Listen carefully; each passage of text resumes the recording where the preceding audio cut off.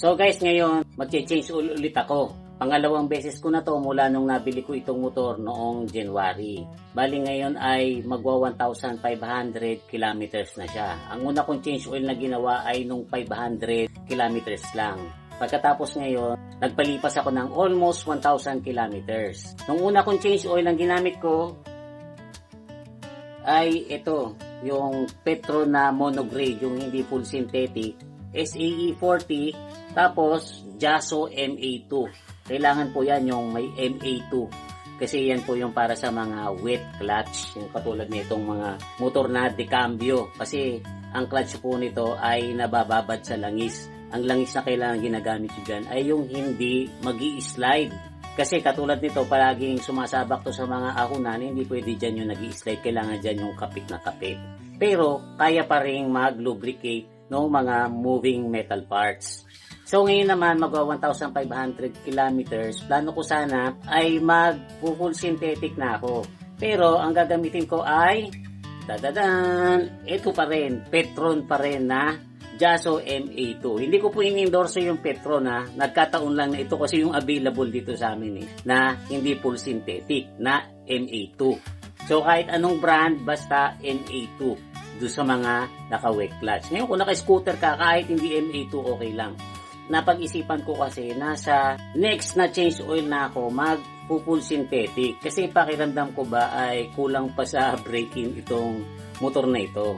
Kasi iba nga kung mag-break-in 5,000 kilometers Ngayon pagka nagbe-break-in, mas magandang gamitin yung hindi muna full synthetic para mag-sit properly yung piston ring doon sa cylinder niya. Kasi guys, yung mga makina natin, pag bago yan, hindi man natin nakikita ay hindi saktong-sakto yung pagkakasalpak ng piston ring doon sa cylinder. Masasalpak lang po yan ang gusto kapag na-break-in na siya properly. Sa pakiramdam ko po kasi ay parang hindi pa siya na-break-in ng husto.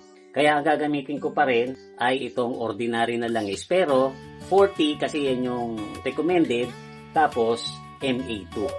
So, change oil na tayo. Dito sa makina natin, may dalawang paraan ng pag-drain sa langis.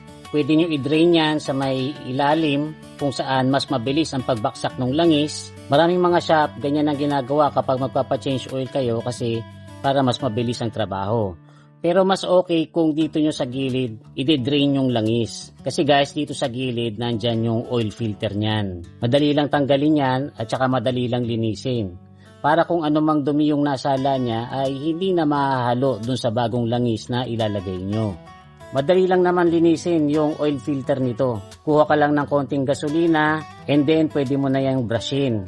May nakita po akong mga konting metal shavings which is normal kasi break-in period pa lang naman po ito. Natural lang na may mga nakakayod pa na metal mula dun sa piston ring. Kung sa mga kotse ay every 5,000 kilometers ang pag-change oil, sa mga motor ay hindi ganun katagal. Ako nga po kapag ordinary na langis lang ay hanggang 1,000 kilometers lang, nag-change oil na ako.